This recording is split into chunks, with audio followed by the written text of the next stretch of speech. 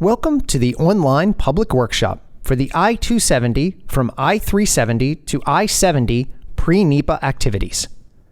The materials presented in this video are the same as were presented at the 4 public workshops held in November 2019. At these workshops, M.SHA staff members were stationed at display boards to answer questions and a presentation was made. Since you are reviewing this meeting online, we are offering this narrated version of the presentation given at the meetings for your information. We welcome your comments on the pre-NEPA activities and the information presented in the workshop materials. At the end of this online public workshop, information on how to submit your comments is provided.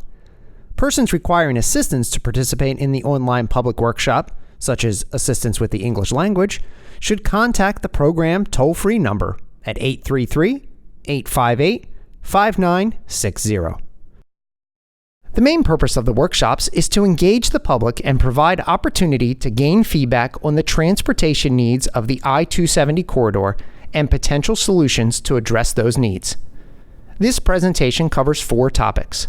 First, there will be an overview of the P3 program and explanation of what a public-private partnership, P3, is. Second, the National Environmental Policy Act, or NEPA, process will be summarized, and we will explain the steps M.SHA is taking as part of pre-NEPA. Third, we will describe the existing I-270 corridor from I-370 to I-70 and offer potential needs for the I-270 corridor. Finally, we will provide ways to stay engaged in this effort moving forward. M.SHA is very early in the planning process and needs your input on the corridor. We want to know what transportation problems you experience and what ideas you have about how to address these problems. We encourage you to review the display materials provided online and to provide your feedback. Traffic is a problem that we all face in our daily lives, and it is poised to worsen, with 1.2 million people and nearly 1 million new jobs being added in the National Capital Region by 2040. If we do not do something now to address congestion, I-495 and I-270 traffic soon will experience near standstill conditions. The I-495 and I-270 P3 program is the largest component of Governor Hogan's vision for a balanced transportation system in Maryland that addresses this suffocating congestion, the Traffic Relief Plan launched in 2017. Maryland is already making historic investments in transit, including $5.6 billion for the new Purple Line light rail just north of Washington, D.C., and more than $1 billion in new and dedicated funding for WMATA rail and bus services we share with D.C. and Virginia. MDOT continues to envision a balanced approach to solving our transportation challenges. I-495 and I-270 sees some of the most severe congestion in the region. This congestion has an impact on each of us and the economy in the region. The average commuter in the National Capital Region loses 87 hours, or 11 days, sitting in traffic every year.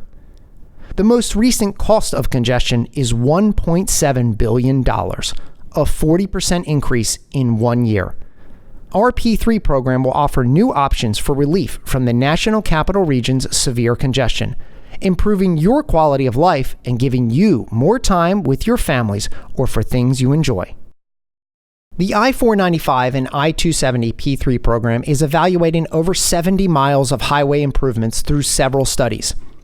The overall limits of the I-495 and I-270 P3 program are shown on this map in purple. The I-495 and I-270 P3 program is comprised of 3 independent studies. We are here to talk about I-270 from I-370 to I-70, shown in turquoise.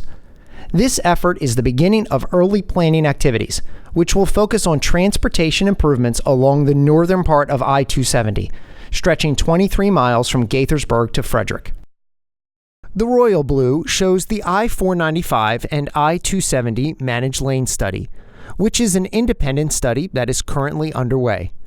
This study is 48 miles in length and includes the Capitol Beltway in Maryland, south of the George Washington Memorial Parkway in Virginia, over to the American Legion Bridge, and to the west of Maryland Route 5. It also includes I-270 from the Capitol Beltway to I-370, Planning activities for this study have been ongoing since March 2018. A future study, shown in lavender, will evaluate improvements to the south side of I-495, from west of Maryland Route 5 to the Woodrow Wilson Bridge. Separately, the Virginia Department of Transportation, or VDOT, is conducting a study referred to as the I-495 Northern Extension, or NEXT project. VDOT's project extends their express lanes on I-495 2.5 miles north to the American Legion Bridge. It's shown on the map via a thin navy blue line in Virginia. Proposed improvements of this magnitude would take decades and use Maryland's entire transportation budget. Therefore, MDOT-SHA is seeking to enter into a public-private partnership, or P3, to design, construct, finance, operate, and maintain the improvements. It's important to note that while a private developer will be conducting these activities, MDOT-SHA would maintain ownership of the transportation facilities and ensure that they meet public needs. P3 projects that generate user fees, such as toll roads, may be constructed with limited or no governmental funding and allow some risks that would be taken on by the state to be transferred to a private developer. Lastly, the private partner does not have any decision-making authority in the environmental process. That responsibility is held by the state. NEPA stands for National Environmental Policy Act. NEPA requires that MDOT-SHA conduct studies to determine the effect of a proposed action on the natural and social environments. It is important to note that unlike the managed lane study, the NEPA process has not yet started on this portion of I-270. The I-270 from I-370 to I-70 improvements are currently in the pre-NEPA stage. Pre-NEPA allows for early planning activities to be conducted and incorporated into a subsequent NEPA study. MDOT-SHA is seeking comments from the public about the materials and information presented at these workshops and will consider your comments during the pre-NEPA activities and ultimately carry forward this information into NEPA. We are just starting our pre-NEPA activities and anticipate that the process will take about 1 year. During pre-NEPA, MDOT-SHA will inventory existing transportation and environmental conditions, develop the draft purpose and need, recommend a preliminary range of alternatives, and evaluate those alternatives to determine if they will be advanced into NEPA. Most importantly, we are here to solicit input on these baseline conditions and transportation needs, along with possible solutions. This pre-NEPA effort will conclude with a summary report of the engineering, traffic, and environmental activities, as well as input received from the public. These preliminary activities will inform the initiation of a NEPA study. This graphic provides more detail on the process and how it will flow from pre-NEPA activities into NEPA. We are at the first step of the process, initiating pre-NEPA activities. Pre-NEPA began in fall 2019 and is anticipated to wrap up next summer. Part of the first step is to develop a purpose and need. This draft purpose and need will guide the evaluations and decisions through pre-NEPA and into the NEPA process. Step 2 includes developing a preliminary range of alternatives and determining which clearly do not meet the purpose and need.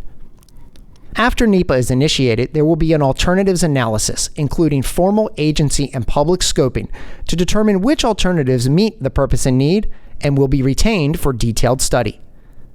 The detailed study of the alternatives entails analyzing how they will affect the human and natural environment. Step 4, drafting the environmental document, is anticipated to begin in spring 2021. The draft environmental document will identify the MDOT-SHA preferred alternative and will document the analyses that went into selecting the preferred alternative. As part of Step 4, MDOT-SHA will publish the draft environmental document and hold public hearings. Step 5 involves reviewing comments received on the draft environmental document, responding to those comments, and preparing a final environmental document. In Step 5, FHWA will prepare a federal decision, and MDOT-SHA will publish a final NEPA document. Finally, in Step 6, federal permits and approvals will be issued. As you can see in the graphic, public input will be solicited throughout. You are an important part of this process. This portion of I-270 experiences frequent traffic congestion. The average daily traffic volumes along the corridor range from over 115,000 in Frederick to over 219,000 vehicles near Gaithersburg. These congested conditions mean that rush hour is long, and it is hard to predict how long a trip will take. Portions of I-270 rank in the top 15 most congested highway corridors in Maryland. In fact, southbound I-270 near Maryland Route 121 ranks as one of the, quote, worst corridors for truck travel due to unreliable travel times. Due to its importance in the regional transportation network and the amount of congestion on I-270, the corridor has been the subject of numerous studies and projects over the past 2 decades. As you can see from this list, we plan on utilizing the information from these studies to help inform our effort. Additionally, there are ongoing improvements to I-270, including the I-270 Innovative Congestion Management Program, which is a series of infrastructure, technology, and informational projects intended to improve traffic operations and enhance safety. The graphic on the right side of the screen depicts the expected growth in population by 2045. This is on top of a tripling in population in both Frederick and Montgomery County over the last 50 years, since I-270 was built. Congestion will only get worse as more people and jobs are introduced into the region. As a starting point for developing possible solutions, MDOT-SHA has identified several potential transportation needs along I-270 from I-370 to I-70. First, there is inadequate capacity for current and future travel demand.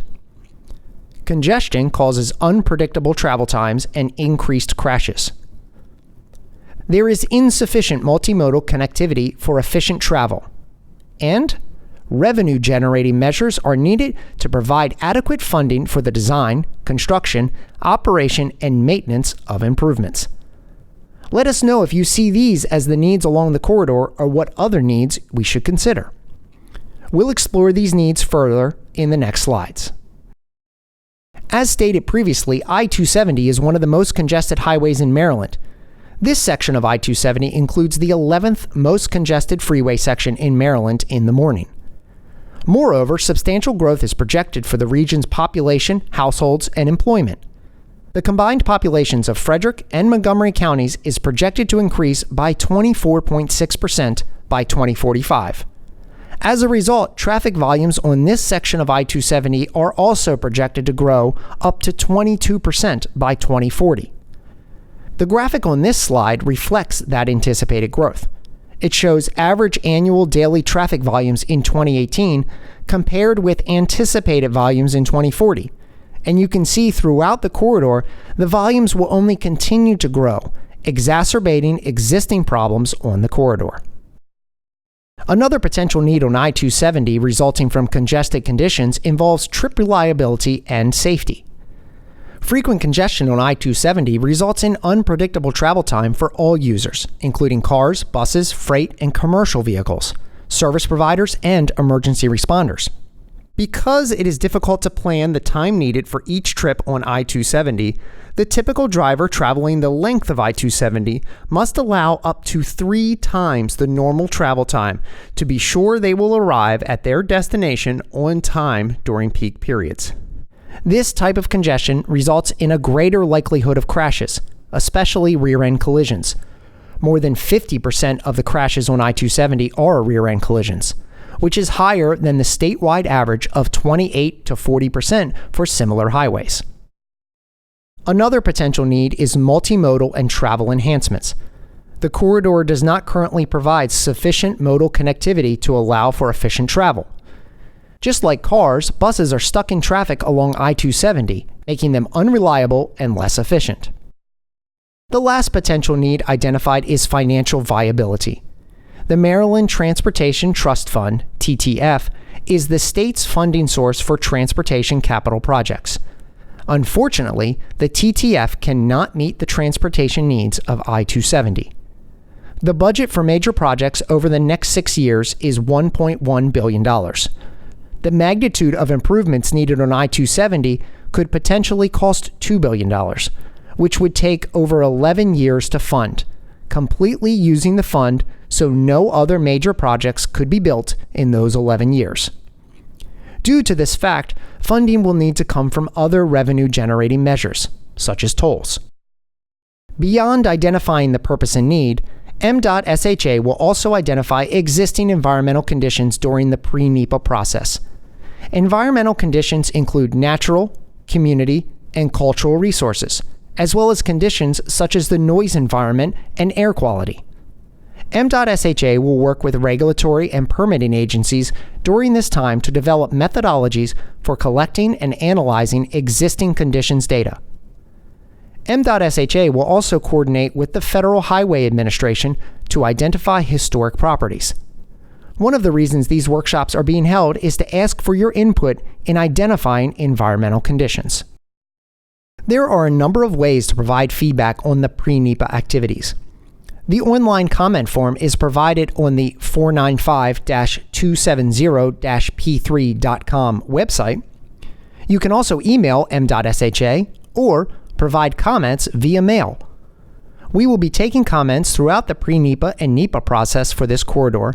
However, we request that comments about this meeting be submitted by December 6, 2019, so that they can be included in our draft purpose and need. Stay connected on the progress of this effort. Information will be regularly updated on the P3 program website. Sign up for email notifications or call the toll-free number for more information. Thank you for participating in our online workshop.